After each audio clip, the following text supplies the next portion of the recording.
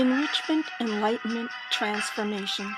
Rabbi Yisroel Cutler, the spiritual leader of Chabad of Cary, North Carolina, guides anyone who has been searching for a meaningful life and conscious living.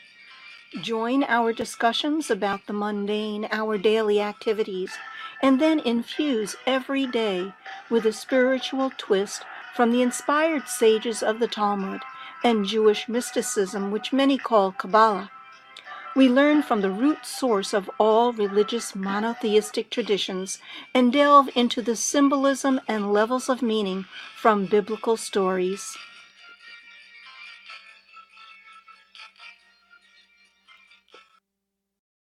Yeah. Good morning, everyone, both to the live audience here in Cary, North Carolina, as well as everyone who is listening wherever you are all over the world. If you are listening, please let us know. We want to know your name. We want to know where you are listening in from. It means a lot to us to know that people are taking part in our Torah study. And Judy and Debbie are in the chat. Fantastic. Very good. Today is May 31st, 2016. We are finishing the third book of the Torah this week, the book of Vayikra. So the Parsha, the portion of the week, discusses blessings that the Jews are given if they will be listening to the Torah. There's also a lot of the opposite, but we're not going to talk about the opposite. We're going to talk about the blessings.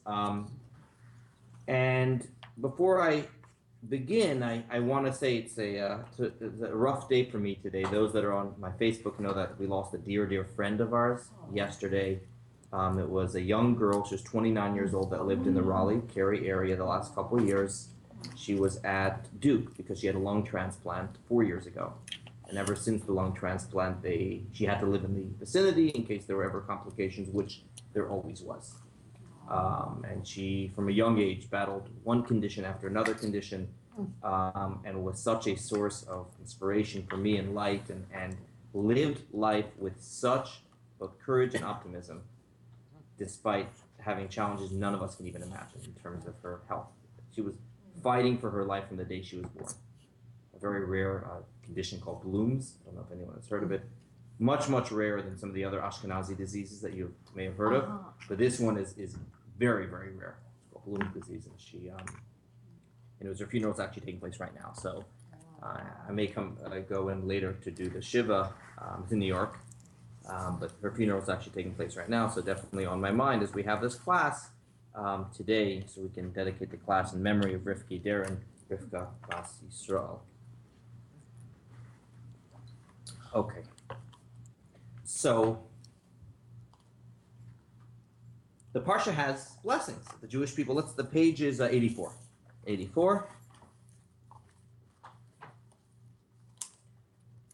84. And we know that there's often not justice in the world. Bad things happen to good people. And one of the things that Jews have always held on to is understanding that not everything happens in this world. You know, if this world was it, we would have a lot of questions. But one of the biggest questions to why bad things happen to good people is the fact that this isn't the only world. Our soul passes through here for a certain amount of time with a mission, but there is what we call Olam Ha'emet, the world of truth, a world where things are as they ought to be, because that's often not the case in this world. And that's something that Jews have always held on to. It's important. What is surprising, though, is that concept is very absent from where? Right. And certainly the 5 books of Moses. That concept of there's an afterlife, there's another world, our souls continue to exist, something so important. And many of the discussions that we have together on sessions like this, or particularly if anyone took the JLI we had at the beginning of this year, which was all about the afterlife, it's not there. And that's going to be one of the things we're going to discuss today. And if there is ever a place for it to be there, it should be in the portion this week. Because the portion discusses that if you follow my mitzvot, you'll be rewarded. And certainly in biblical times, there was a very strong correlation between the behavior of the Jews and what happened to them. If you study the prophets, it's almost like a roller coaster. Jews are serving God, doing mitzvot, they're the superpower, They win the wars, everyone's happy, they start serving idols and mess up, the prophet rebukes them, the Pelishtim, the Philistines invade them, right? It's a roller coaster throughout Tanakh. There is a strong correlation between their spiritual behavior and what transpires physically. Yes? I would say that mystically there are sections that are discussing an afterlife. I would say so too, but why leave it for the mystics? It should be black and white. When the Torah tells us do not kill, it doesn't leave that to the mysticism. It tells us do not murder in the Ten Commandments. When it tells us eat matzah, so the Torah's focus on teaching us how to behave and make the material world. But wouldn't it be nice a little of it? A little of it. I understand what you're saying. We're gonna discuss that today. Well, and to get Rabbi's point, it tells us uncountable times, because I said so.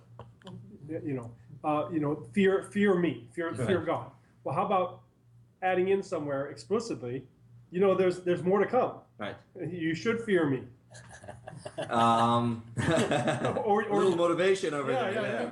So, but if there was a time, and if you say the Torah doesn't discuss reward and punishment, well, yes, it does. If you look in the portion this week, Brian, why don't we begin? Text 1, page 84. If you follow my statutes and observe my commandments and perform them, I will give you rains in their time, and the land will yield its produce, and the tree of the fruit will give forth its fruit. Your threshing will last until the vintage, and the vintage will last until the sowing, and you will eat your food to satiety, and you will live in security in your land. And I will grant peace in the land, and you will lie down with no one to frighten you. I will remove wild beasts from the land, and no army will pass through your land. This is what the Jews want when they go to the land of Israel. This is all the brachos. Well, I didn't see the milk and honey, but okay. Probably in there somewhere. But enough food, peace. You go to sleep at night without fear. That's a big bracha. So this is the sort of thing that is promised to the Jewish people in this parsha B'chukotai. If you observe my mitzvot, you observe my statutes, you will have success in the land. And the surprise to any of the religious folk out here is that it? Just this world? If we're discussing rewards, shouldn't this be the place to say, there's Olam Haba, there's Olam Ha'amet, there's a world to come, there is a world of truth. And this is not just a question we've asked today. Many of the commentators ask this question, and this is the parsha in which they ask the question. Stepping what's text 2. This is from the 1300s. Rabbi Yosef Albo asks, page 85. They do it in the English way. They go the other way. Yeah. Good.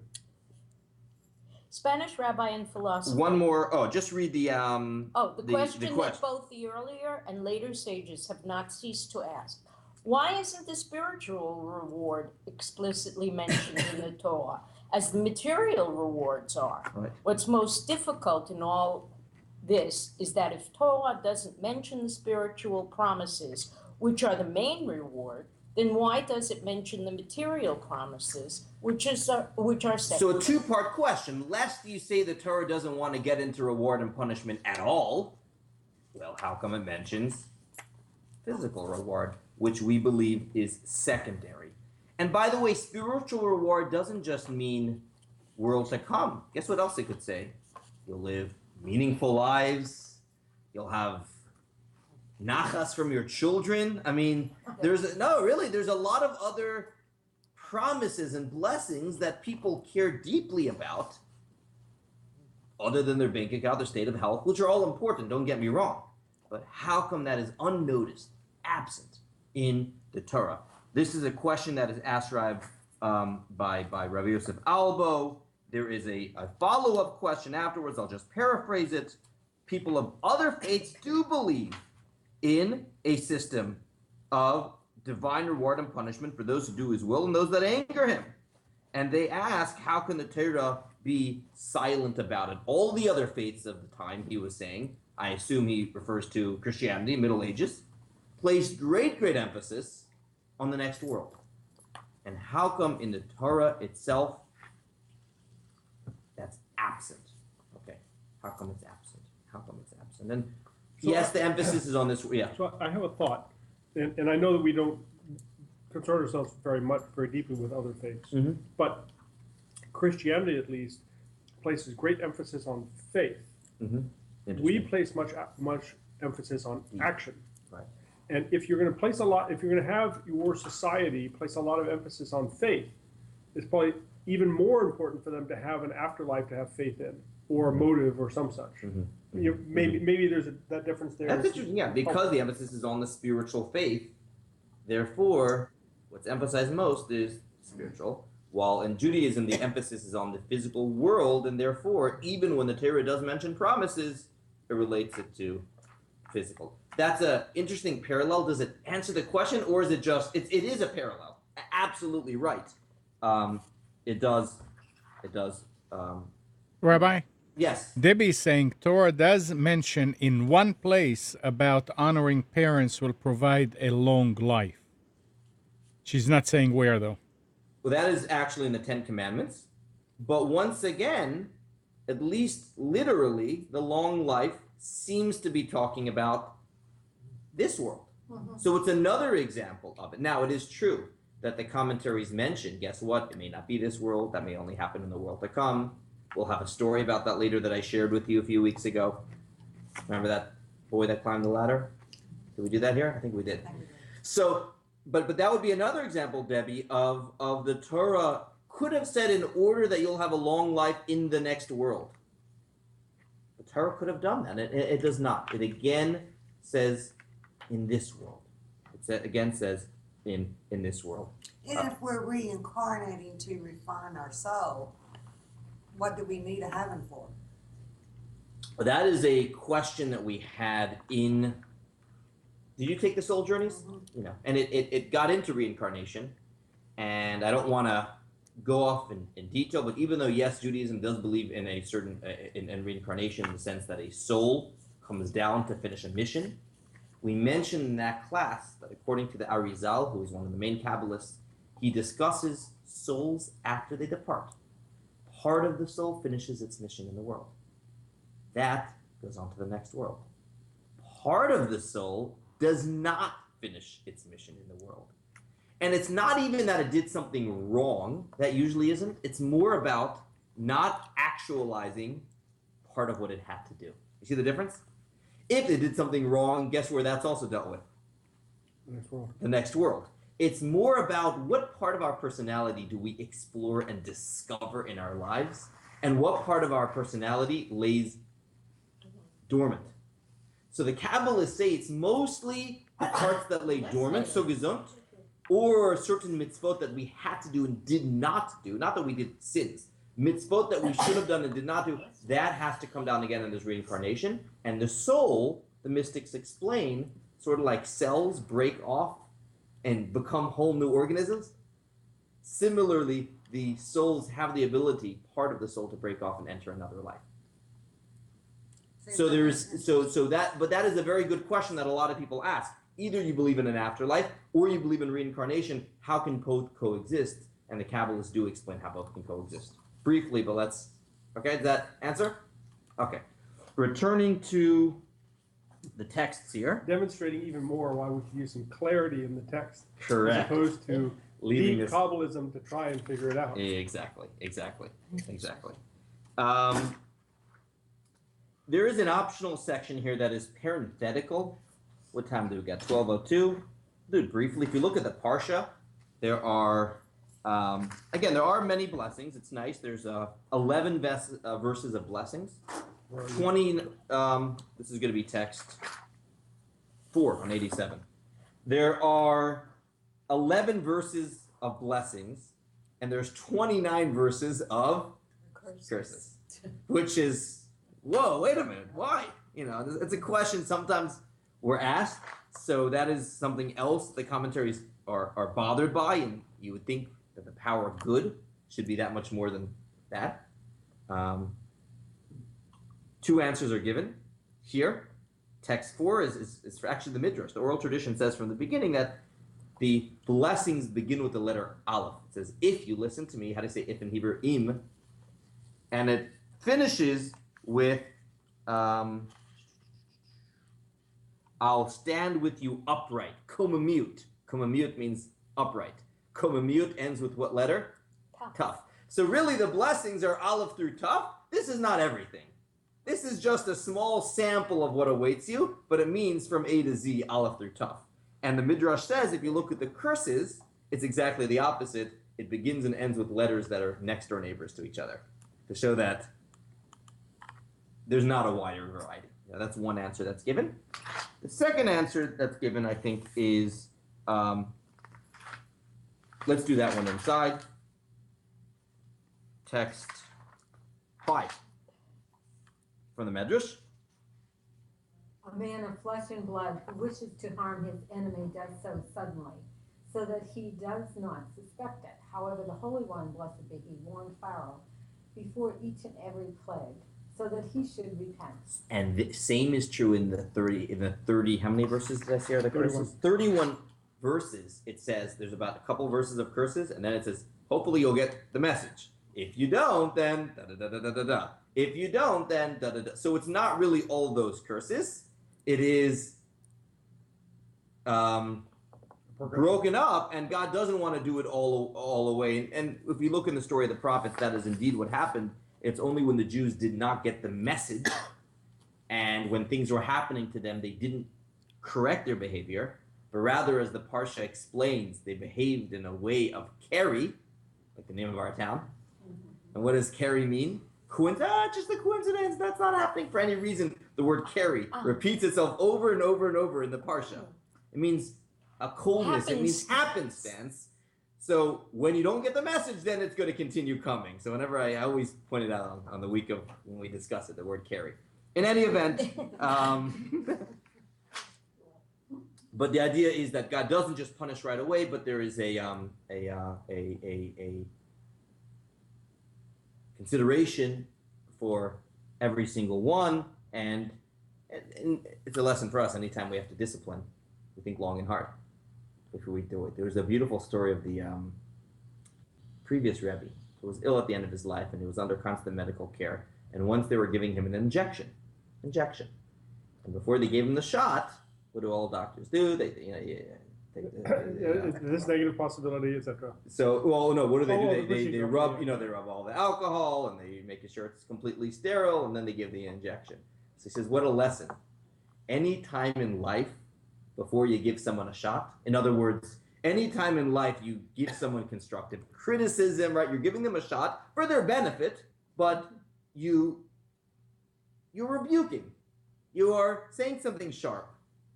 Make sure to completely sterilize the area beforehand. I like that. It's a beautiful lesson. In other words, is there any personal agenda over here? Am I going more than I have to? Stop, clean the area completely, and then do it, So it's a all parenthetical. What? Criticizing in private. Exactly, in private. That would be a very good example of dirty versus clean. When something's in public, you're giving the injection and making schmutz, making everyone's going to talk about it, everyone's going to know about it. You have to make sure it's discreet and clean and private and constructive at the right time, so on and so forth. Nice parenthetical story, but that's, again, so that was a side question. Why more blessings than curses? 2 answers, A to Z, as well as the fact that the curses are in sequence, but not all at once.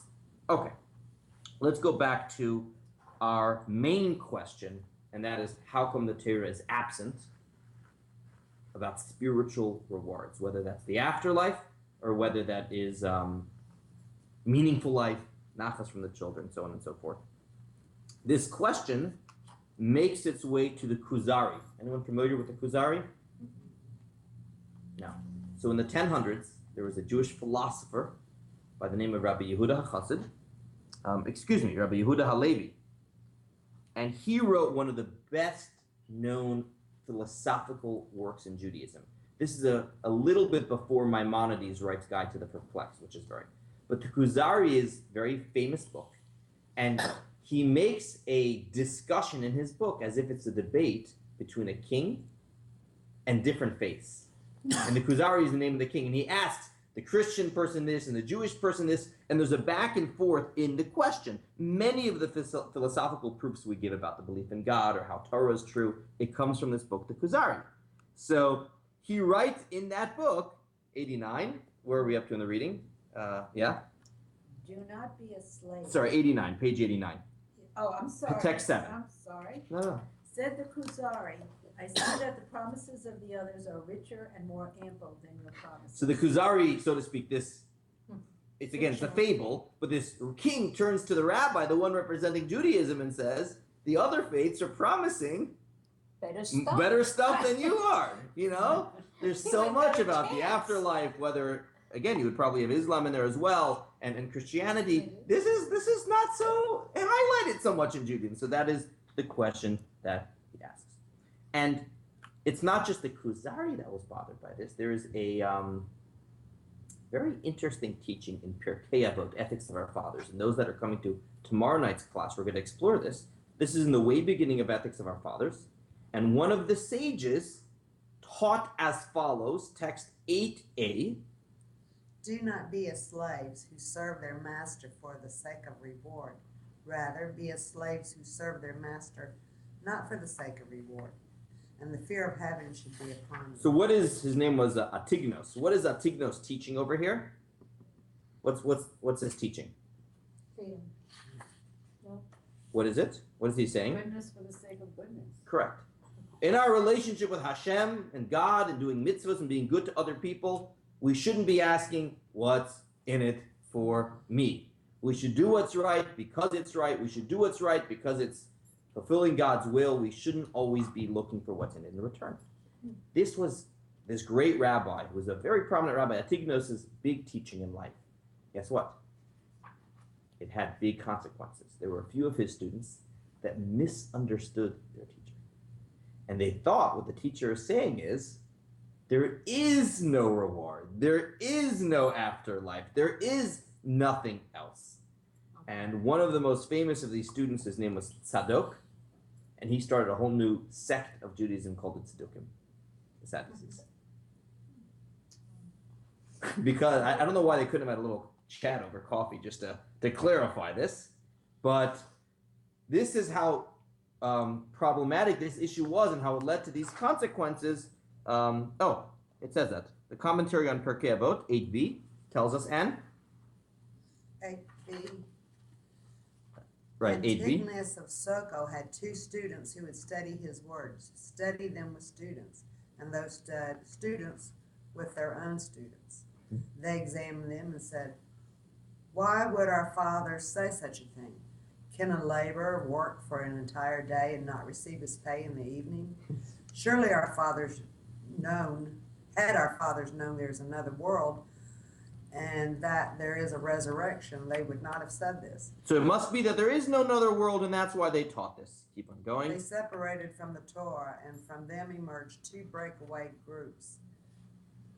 I don't know. Tzadukim and Baisusim. Tzadukim after Tzadok, and Baisusim after Batos. In other words, because there's confusion in this matter, there was a lot of negative things that happened, furthering the question, why could the Torah not have been more clear and just said outright, there is another world. Why There for is another thousands? world. Now let me go back to Atignos before I take that question. What did Atignos mean when he said this teaching? I mean, you expect a reward for the hard Should work you expect a reward or should you not? That's not why you should do Oh. the action. But you're not a laborer. He meant this shouldn't be the motivation. Do it Shouldn't from be your the, heart. do it from your heart. How, maybe marriage is a good example. Let's talk about marriage or a real relationship. How if someone enters into a marriage and everything is tit for tat, right? I'm doing this in order that I expect. That's a recipe for disaster. Not only because you'll always be unhappy, but because that's not a relationship. Relationship meaning doing it for the other person. That being said, if you're always giving and giving and not receiving, guess what? That's also a recipe for disaster because you have to feel a relationship. So what I think Atignos is saying is, of course, there's going to be a place where goodness happens to good people. But that shouldn't be the motivation. Don't be like those people that are just doing it for the sake of reward. But he didn't mean to say there is no reward. There is, of course, God has a relationship back to you. It's not one-sided. But his students didn't understand that. And to that they said, Torah has high demands. Why should I do all this if I'm not getting anything in return? So they scratched. Yes? Are those two breakaway religions still in existence? They're not. They're not. They were very prominent at the end of the Second Temple, 2,000 years ago, 2,100 years ago.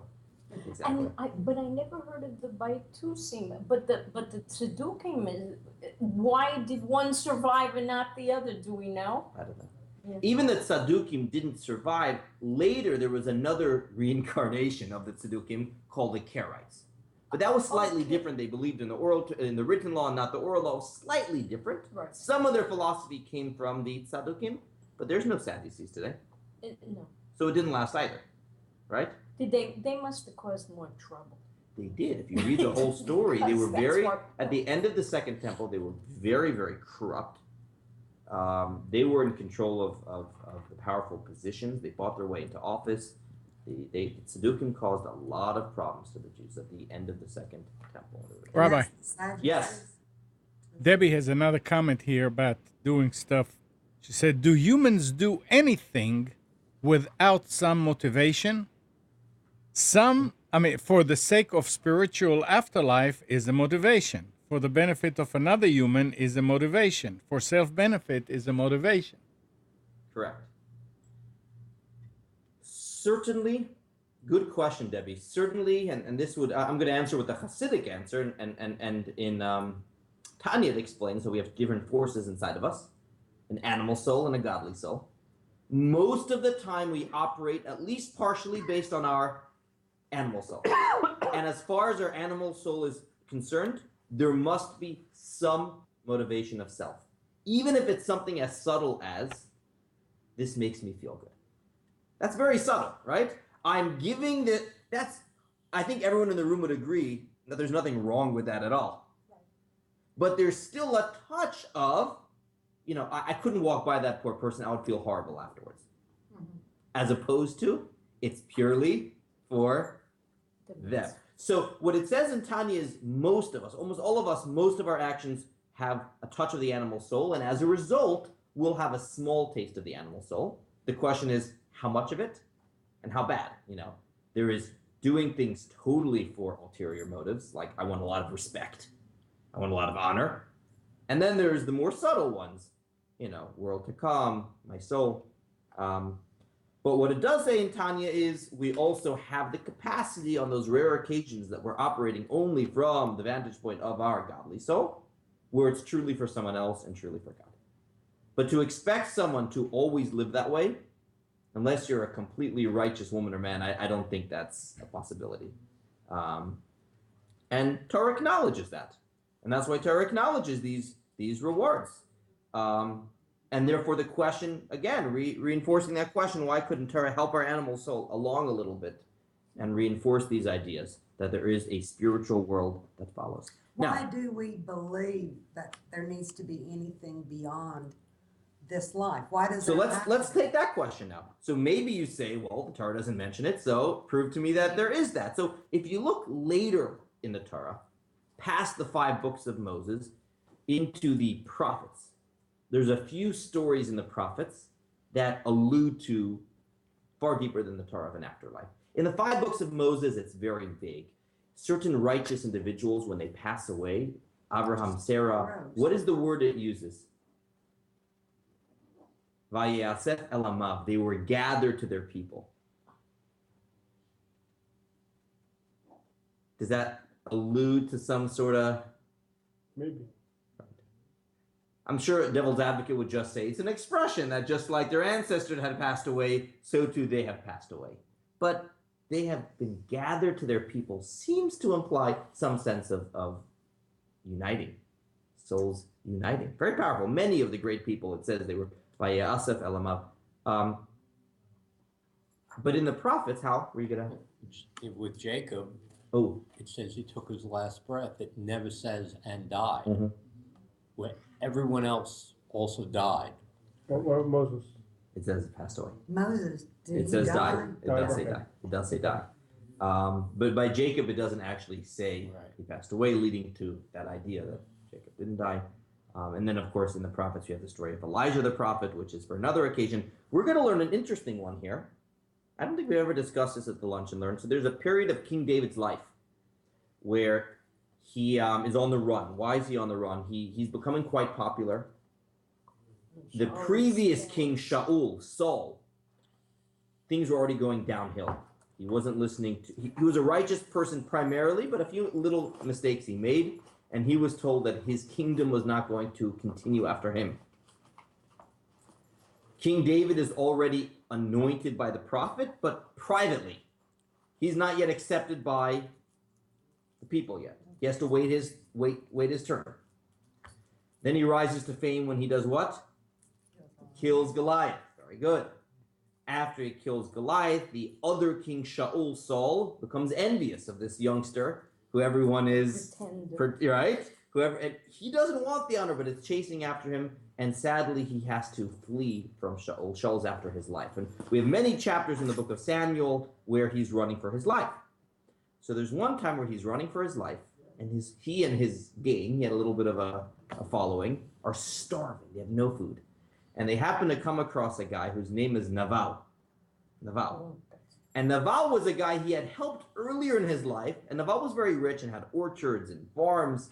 So he's on the run. He's like, thank God, finally we've come to a place where we can get a bite to eat. They're starving, literally starving, have nothing to eat. And he's all nice, and he says, you probably remember the favor I did for you the other day. Would it be possible to get, stay here for the night and get a bite for the guys? And he said, absolutely not. You can't take, he gives him this sharp answer. Minuval. No, he's a minuval. The word naval in Hebrew means. You don't want to be one. So King David says, you want that? All right. And King David also thought of himself somewhat. He was a king, but he wasn't a king. And if you're a king and someone does that to you, then there's consequences. There's consequences. Even in Torah law, there has to be a certain respect.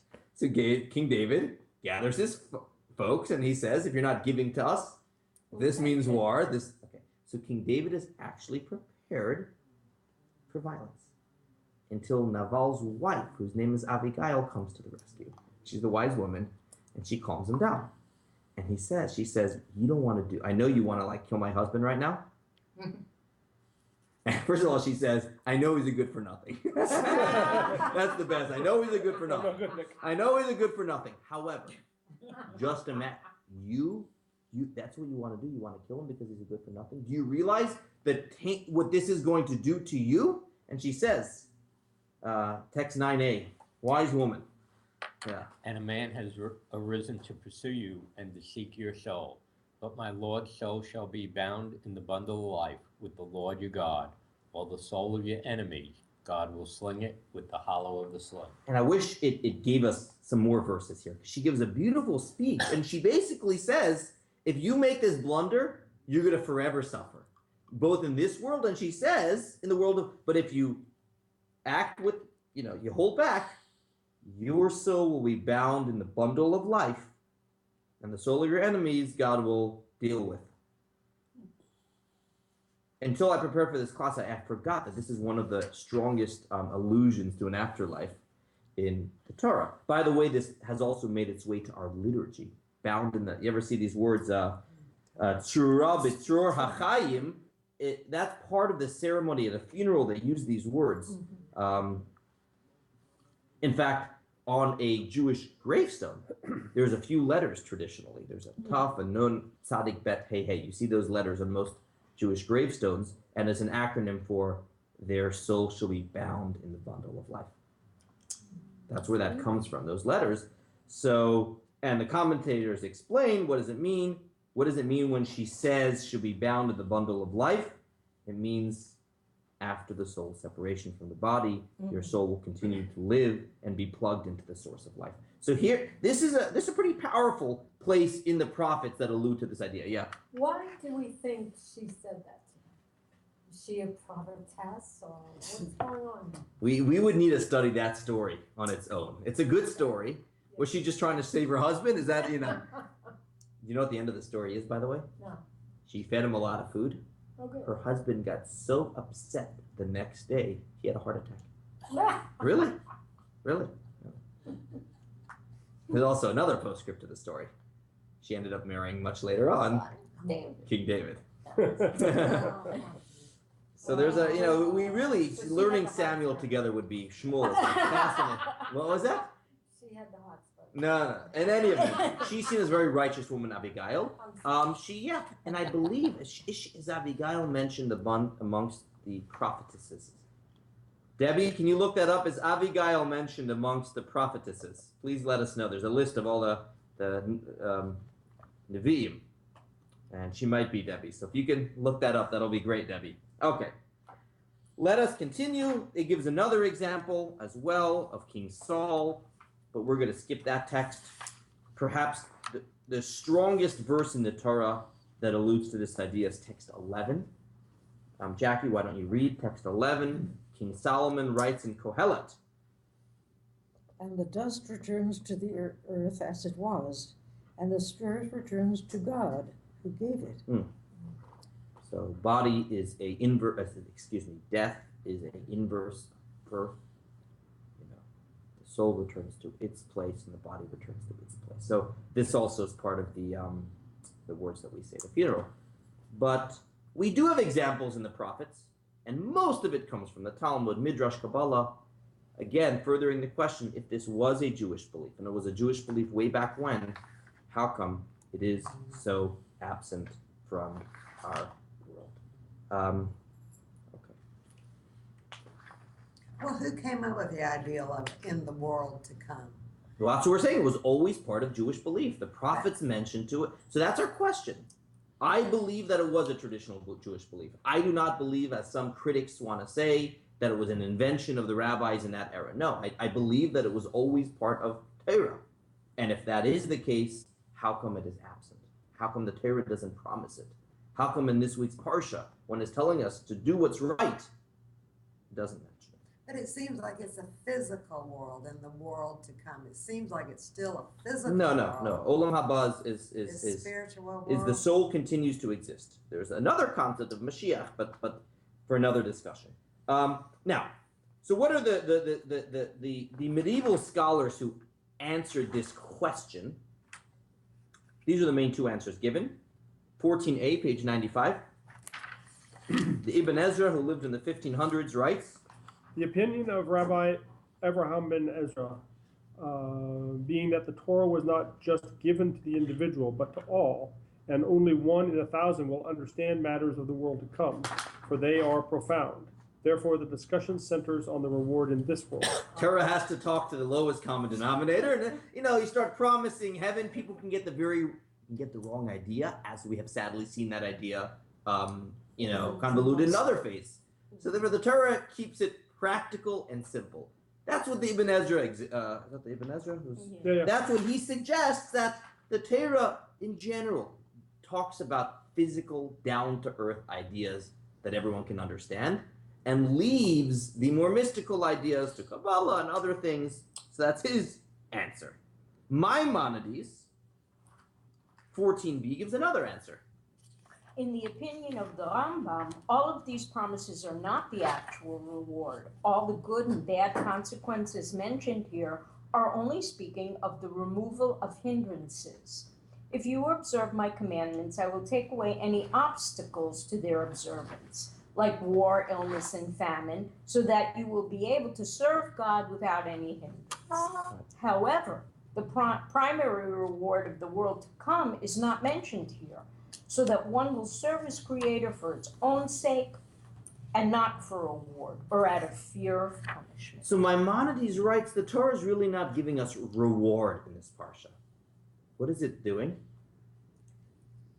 It's keeping you on the straight and narrow. Meaning, and this is what I think is, when we all pray Rosh Hashanah and throughout the year, I think this is a beautiful thing to have in mind. It's not that we're asking for reward. It's God, I want to do your work in the world. Make it easy for me. Give me a chance. Give me a chance. I can do it much better if I'm healthy. I have the means to give tzedakah and do kindness to other people. Sometimes God has funny ideas what our mission is, right? But we turn to Hashem and we say, I can be a much better servant of yours. Health, proper livelihood, so on and so forth. So that's Maimonides' opinion. He says the Torah is never giving rewards. The Torah is telling us that if we focus our attention on doing what's right, Hashem will help us in that endeavor. Let's go now to the Hasidic answer. And the Hasidic answer, a few of you touched on it today, and we'll now spend the last few minutes explaining it. It is so important in the Torah for us to understand what the purpose of creation is. If the Torah were to highlight an afterworld, an afterlife, what could easily happen? That becomes the emphasis of creation. That becomes the emphasis of life. Torah is so far from that, as opposed to other faiths that say that this world is just a place of transition, and we get tested here, but it's all about the next world. Judaism argues with that all the way and says the purpose of creation is this world. This is the world where we do mitzvahs. This is the world where we make a difference. Of course, there is a world of truth in which we see the fruits of our labor in this world. Because while we're in this world, Dan, we don't often see the effect of our mitzvahs. And there's another world where we see the effect of that and the effect of, God forbid, we have to live with the mistakes we made. But that's not the emphasis. The emphasis is on this world. There's a beautiful story of the Vilna Gaon, who was a great sage living in Lithuania. And in his final moments before he passed away, he started crying. And his students asked him, "What do you cry? Are you afraid of what will happen?" He says, "I'm not afraid. I'm just holding my tzitzit, and I'm crying for my tzitzit, which I will not be able to wear in the next world." Isn't that a beautiful story? What? La'ag larash. That's why Exactly. you can't. You don't. That's why there's a tradition of not wearing tzitzit, or at least hiding tzitzit if you're in a. Interesting. There's a tradition, and I do this when I go to a cemetery. I tuck in my tzitzit. Why? You don't want to mock, so to speak. We have the ability to do good deeds in the world, and they do not. So absolutely, there's another world, and that's spiritual retirement. But we don't want to spiritually retire. Spiritual retirement is much more enjoyable. Spiritual retirement is much more blissful than this world. That's not what it is about at all. And Judaism, Torah has to go so far to prove that point, that the emphasis is only on the physical. That is why we are told in Ethics of Our Fathers, we'll finish maybe with this text 17. Well, let's do 15. Let's do 15 first. This is the text the Rebbe wrote about this issue, text 15. There is significance to the fact that Scripture does not say much on the topic of afterlife. This is for the simple reason that at its core, Judaism involves life in this world, namely, how it is to be conducted in accordance with the will of God as delineated in the Torah. Fulfilling mitzvah every day. We should relish. Every day is a blessing. Why is it a blessing? I can do mitzvot in the world. And every single day we should, decline that. Okay. Every single day we have the opportunity to do mitzvot in the world. We shouldn't be distracted by what happens afterwards. The emphasis in this world. And that is why in Ethics of Our Fathers, we'll conclude with this text 17, writes as follows. A single moment of repentance and good deeds in this world is greater than all of the world to come, and a single moment of bliss in the world to come is greater than all of the present world. And is that a contradiction? That is one teaching, one Mishnah says two different ideas. It starts off saying a moment of teshuvah and ma'asim tevim in this world is better, and then it goes on to say a moment of bliss in the world to come is better. Which one is it? Brian, what's the answer? Both, Brian. I'm perplexed. What? I'm perplexed, sorry. Read Maimonides. So the answer is, it doesn't. If you're asking what is more blissful, what is more enjoyable, it's saying the next world is. What's better? This world. in A this world. single moment of good deeds in this world is infinitely greater than anything we can achieve in the next world. Because in the next world, we can no longer do mitzvot. We can have loved ones down here perpetuate our name with mitzvot, but there's no longer an opportunity. So it says every moment of good deeds in this world is better than what we can achieve, better than what we can accomplish, and truly greater than the next world. However, you want to know in terms of enjoyment, relaxation, goodness in terms of truth, that's in the next world. And the time will come when we will all willing experience that, but that's not Judaism. Judaism is about relishing every single day, to wake up in the morning, God give me another day, how can I do mitzvot in the world? And we'll conclude with that. Right. Oh, yeah. Yes, A Hal. slightly extended teaching is when it talks about these are the rewards, and then it says these are the punishments. Yes. I believe this is a Chabad teaching, because that's where I read the Mhm, commentary, mhm. that those aren't punishments, those are hidden blessings. That's another idea as well, the hidden blessings. And there's a beautiful story about that. You But probably why read do that. we need heaven and hell? I still don't understand. Why do we need a concept of heaven So and hell? they're the same way life didn't begin with this world, life doesn't end with this world. There's a spiritual existence and there's a physical existence. The souls exist in a spiritual existence before they come into our bodies, and they continue to exist because the soul is eternal. But what is the soul waiting for? When's its performance? What's it all about? Where is the where's the game happening? Here. And then Hashem promises us, don't worry. Everything you work, you'll have a day where you'll benefit from it. And that's why it's important to hold on to this idea, because when we see injustice in the world, I think it is important to know not everything happens in this world. I need to hold on to that. When I see sad news happen, when I see good things happening to bad people and bad things happening to good people, this belief is very important for me to hold on to. And when someone passes away, it's very important for me to know, someone passes away. One moment they're here, the next moment they're not here. How could that be? And it's very important to hold on to that belief. Of course, their spiritual soul is here, but we still cry. We still cry not only because we miss them, but we cry because their mission in this world is over. And they're in a better place, absolutely. But their mission in the world is over. And that is one of the things we're crying about. And that is why the take home from this class is every single day in this world, we have an opportunity to do many mitzvot, and we should grab them. We'll hold it over here. Thank you for all those tuning into the online class, and we will be back here next week, same time, same place. If you have any questions or comments, feel free to email me directly, yc@chabadofcary.org. And a special thanks to Nissan Communications for hosting today's program. Have a great week.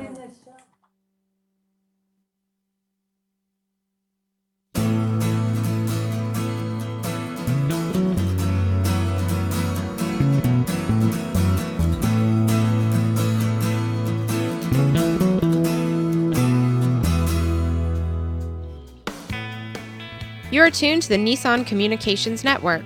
Our weekly lineup of call-in programs includes Computers 2K Now with Amnon Nissan, My Life, My Will with Gisela DiCarlo, The Tanya Love Show, Health In with Debbie Bruck, Breaking Free with Marilyn Shannon, Triangle Be Well with Howard Jacobson, Lunch and Learn with Rabbi Yisrael Cutler, Lessons of Vietnam with NCVVI members, Current Affairs with Amnon Nissan.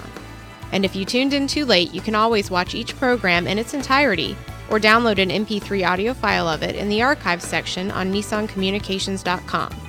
Don't forget to subscribe to our YouTube channel, follow us on Twitter, and like us on Facebook.